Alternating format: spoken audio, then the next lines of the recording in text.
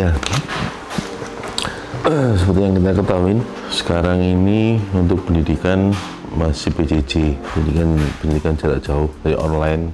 Yang menarik adalah kebetulan saya sendiri punya anak ABK, anak berkebutuhan khusus. Untuk pendidikan daring seperti sekarang jelas nggak mudah ya. Untuk anak yang reguler aja kadang-kadang kesulitannya luar biasa. Apalagi untuk anak yang berkebutuhan khusus, itu nggak mudah banget. Yang menjadi kegelisahan kami orang tua dengan ABK ini, kira-kira kurikulumnya untuk anak-anak yang ABK ini yang ideal gimana sih selama masa pandemi ini. Beberapa waktu yang lalu saya sempat berkomunikasi nih dengan Bu Ishendro. Beliau kebetulan Ketua Dharma Wanita Kota Surabaya yang juga sangat concern dengan pendidikan, terutama dengan anak berkebutuhan khusus. Saya mau diajak ketemu dengan salah satu yang ahli untuk hal kurikulum. Jadi Bu Is mau ngajak saya ketemu dengan Pak Yoga. Kami ingin diskusi dengan beliau yang ahlinya tentang kurikulum anak berkebutuhan khusus itu seperti apa. Jadi sebenarnya kalau belajar itu esensinya gimana sih? Ya mari kita nanti coba kulik sama Bu Is, oke? Kita jalan dulu, kita ketemu sama Bu Is dan Pak Yoga. Let's go.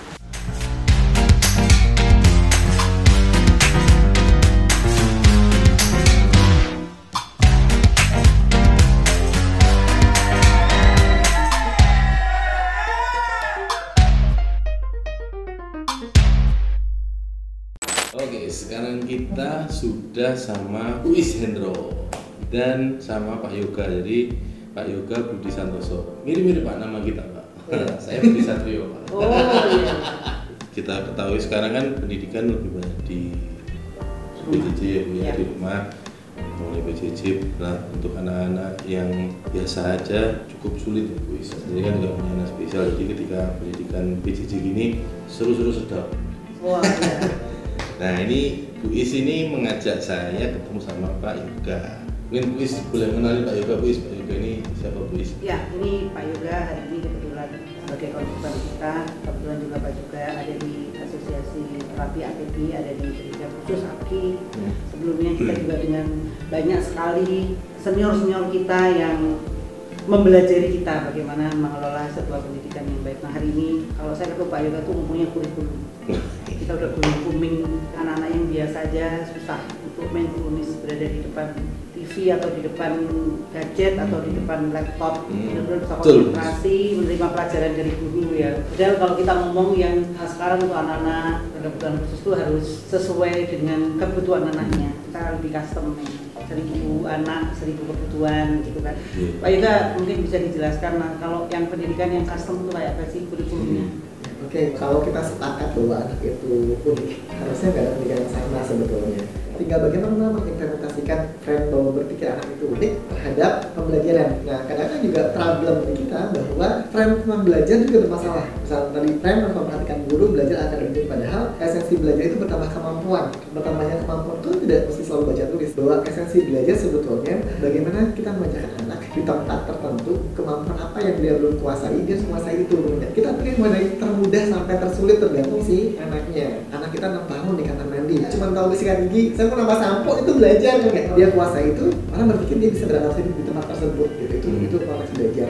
Berikutnya, ketika kita bicara ABK, itu kita punya range yang luas. Range sangat luas. Nah di kita itu kadang-kadang frame-nya semua ke anak. Padahal di kita tentu ada yang kita harus frame-nya ke siblingnya. Misalkan beberapa anak yang kita nggak bisa fully independen, kita semua dikit nggak hanya terus nge-push dia agar membaik motoriknya apa, itu tetap kita kerjakan. Suatu saat kita akan geser kan tanggung jawab orang tua kepada saudara kandungnya. Ini kalau nggak disiapin nih masalah gitu.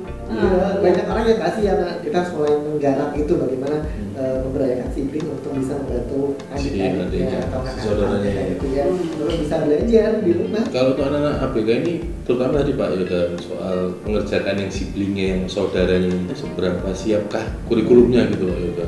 Mereka itu nggak pernah siap kalau tidak diberi kesempatan. Jadi kesempatannya harus ada dulu. Siblingnya ini harus dipercaya bahwa adiknya atau kakaknya ini kamu mampu loh.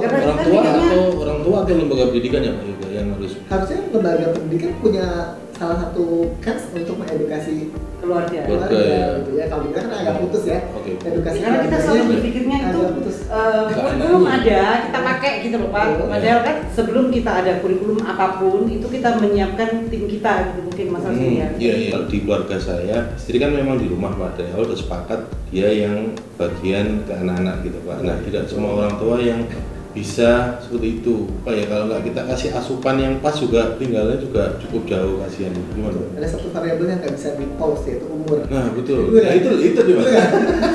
Orang tuanya aja udah mulai batuk-batuk kalau kerja. Gitu ya. Kita sedikit saya nih. Waktu anak saya pertama di posisi CP, ini juga saya akhirnya bersepakat sama istri siapa yang harus banyak waktu. Kan pilihannya dua sebetulnya. Nah, Kita mau keluar uang banyak atau waktu banyak. Iya. Oh, iya. Betul nggak? Kadang-kadang kita ya nggak cukup terapi fisioterapi sehari jam selesai. Kita sebagai orang tua memang punya tanggung jawab untuk itu kan ya. Hakikat pendidikan itu yang paling besar di orang tua sebetulnya. Guru itu pendamping sebetulnya, pembantu kita. Tetap kita kembali ke orang tua. Nah kita harus mensiasati itu di sesibuk apapun ya. Pasti adalah sisa waktu habis sholat subuh ke berangkat kerja. Saya masih ada satu spare waktu untuk mengajarkan itu. Jadi nggak benar-benar lost tanpa pendidikan orang tua gitu ya.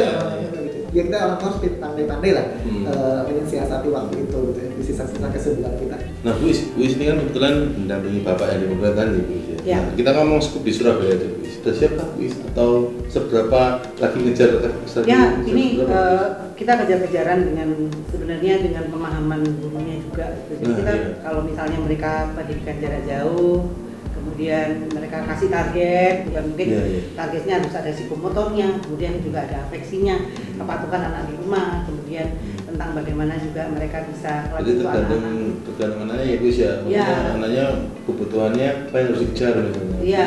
Itu pun kalau untuk anak reguler pun rasanya harus begitu gitu Mas Aswin. Jadi kan kita ngitungnya jam juga. Kita beberapa kali juga melakukan pengawasan terhadap anak-anak. Saya pengen tahu sih anak-anak itu belajarnya kayak apa di rumah. Ternyata memang sebenarnya itu tidak apa-apa gitu kan. Nah kadang-kadang orang tua juga biasanya sekolah jam 7, kenapa sekarang pembelajaran jarak jauhnya baru dimulai jam 9 gitu kan, ada spare waktu. Misalnya seperti pada umumnya mulai jam 7 sampai jam 12 siang itu kan nggak bisa, karena kalau kita harus mantengin komputer selama itu kan juga pemborosan waktu, pemborosan kuota gitu kan. Jadi mungkin lebih simpel lagi, sisanya adalah tugas-tugas kognisi, tugas-tugas afeksi dan tugas-tugas psikomotor, tapi tetap di jam itu yang mungkin akan kita sampaikan. Jadi problem-problem guru itu juga banyak gitu kan. Itu yang reguler. Nah kalau yang anak berkebutuhan khusus itu lebih lagi bahwa kan ada guru pendamping khusus yang sifatnya adalah guru GPK yang ada di sekolah, dan ada guru pembimbing yang mendampingi anak-anak belajar di rumah, karena tidak semua orang tua kan bisa mendampingi. Ada yang memang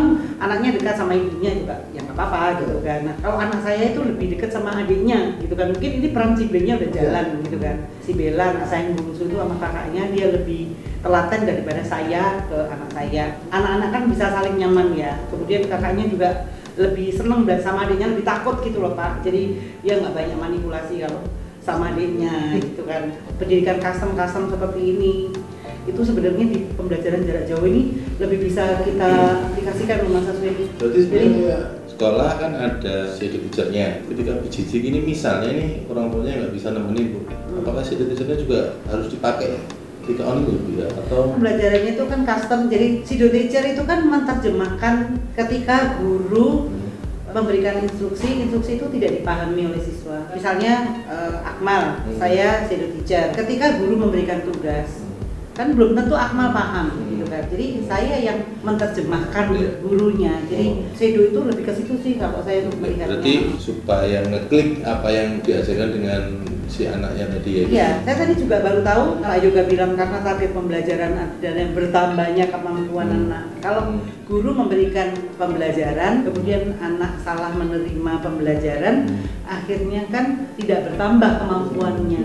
Maksudnya kan begitu ya Pak? Ya. Ada kan gini, kadang-kadang kurikulum di kita kan kurikulumnya masih diperuntukkan untuk anak-anak pada umumnya. Iya. Nah, beberapa anak kurikulum ada gap antara kemampuan dia sekarang dengan kurikulum yang kita sekolah. Selain menerjemahkan tadi yang Ibu bilang adalah membantu menyederhanakan si misalnya kalau ada tugas, kalau yang lain itu udah belajar fungsi dari tumbuhan, dia baru mengenali bagian tumbuhan misalnya, karena dia baru mengakses itu ternyata nggak bisa juga, dia baru melompokin mana yang daun, mana yang batang, mana. Iya, betul. Padahal kalau kita targetnya ketinggian, jadi jelas nggak bertambahnya, karena harus ada tangga di antara itu.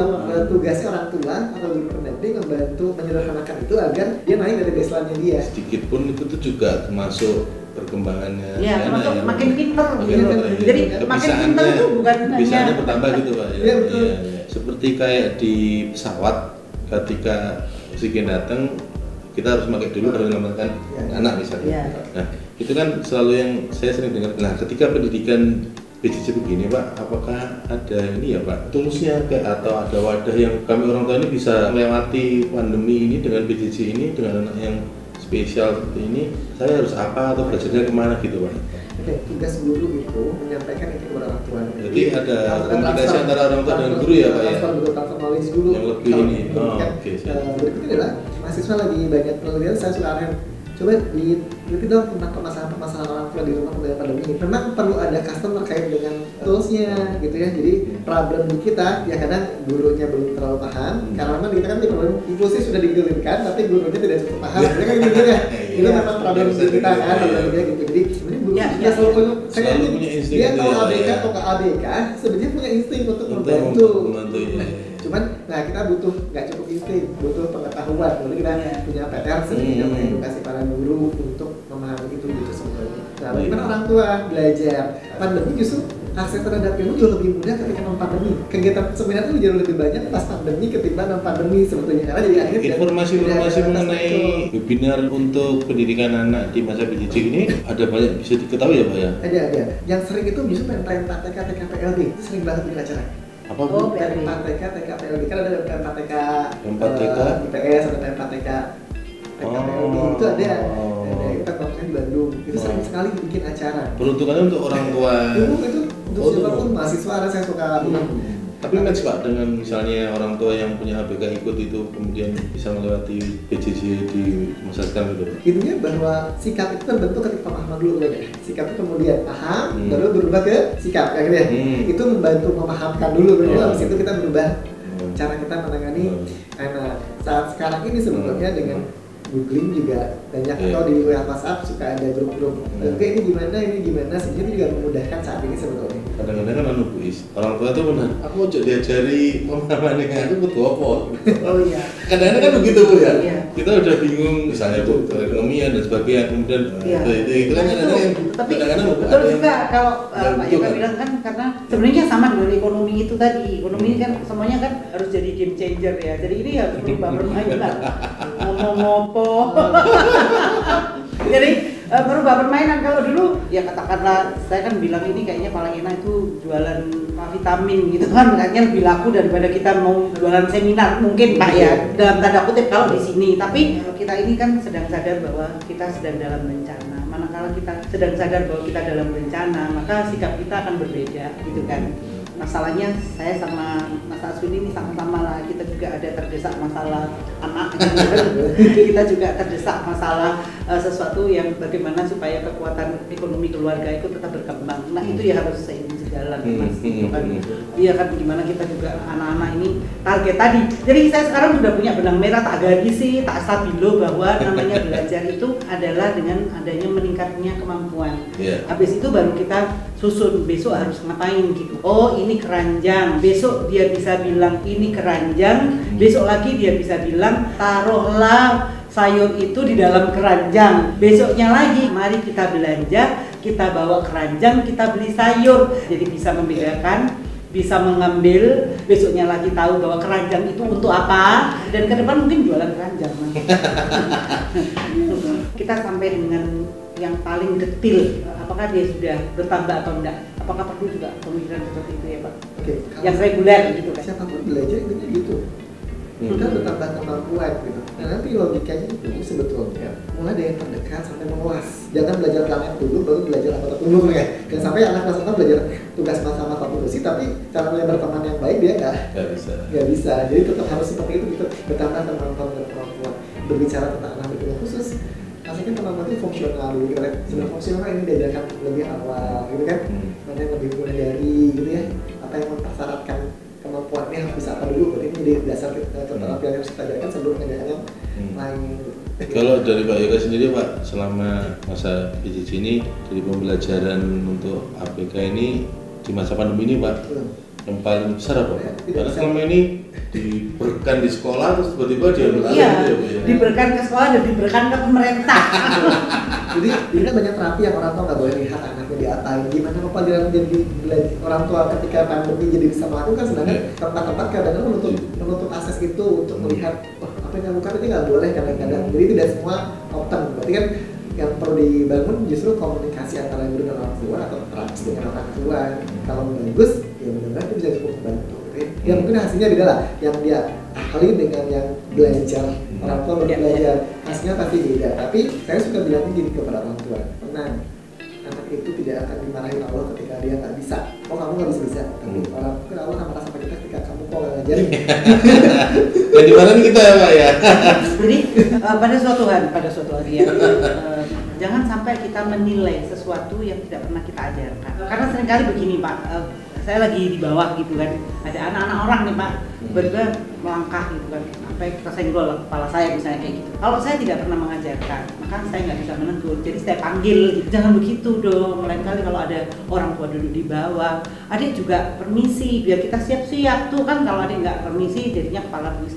Kita tidak akan menilai sesuatu yang belum kita ajarkan, gitu kan. Jadi kita ajarkan dulu. Nah kalau kita udah kita ajarkan, kedua kali masih begitu lagi, kita ingatkan gitu kan. Berarti selanjutnya kita baru boleh evaluasi gitu ya Pak ya. Itu sama. Berarti kita harus mengajarkan Mas Aswin. Jadi mohon maaf kan Mas Aswin belum saya ajarkan bagaimana caranya diet yang baik. Jadi saya tidak bisa mengevaluasi gitu kan. Iya. Ini ya Bu, Pak Yoga, kalau boleh berharap itu segera berakhir ya Bu ya. Karena kita juga sama-sama berat nih. Ada lagi misi ya?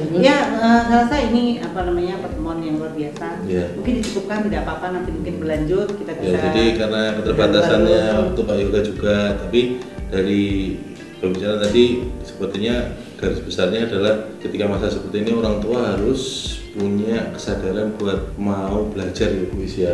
Buat mau belajar, karena ya kita harus menyiapkan diri kita sendiri buat menyelamatkan anak-anak. Terus yang kedua, kita mesti menghargai sedikit pun perkembangan kemampuan. Nambah sedikit aja itu berarti bisa dinilai sebagai pertamanya kebiasaan anak kita. Jadi itu bisa jadi kasih reward lah atau apa, cukup ujian gitu. Jadi biar anak juga, apalagi untuk ABK juga kan sangat apresiasi itu penting. Iya, apresiasi penting. Kemudian perkembangan itu kan kadang-kadang nggak bisa seperti anak reguler gitu ya. Jadi ya memang orang tua lagi yang harus mau kesiapan untuk, orang tua. Ya, mau untuk berkomunikasi ya Pak ya dengan sekolah, dengan tempatnya, dengan ahlinya supaya kebutuhannya seperti apa dalam kurikulum yang ada gitu ya. Apa secara custom bisa terpenuhi karena ya itu tadi 1000 anak, 1000 kehebatan gitu ya. Bagaimanapun juga hidup itu intinya adalah menyelesaikan masalah. Gitu kan. Masalah anak yang satu belum tentu menjadi masalah anak yang lain. Tapi kalau tidak selesai, nanti akan ada masalah baru. Jadi jangan sampai yang sederhana juga. Terima kasih banyak Pak Yoga. Semoga sehat, semoga selalu diberkahi Allah untuk terus memberi pengajaran orang-orang kita ya kan. Iya. Terima kasih banyak Pak Yoga. Sampai ketemu lagi. Terima kasih semua. Assalamualaikum. Semoga manfaat. Wassalamualaikum warahmatullahi wabarakatuh.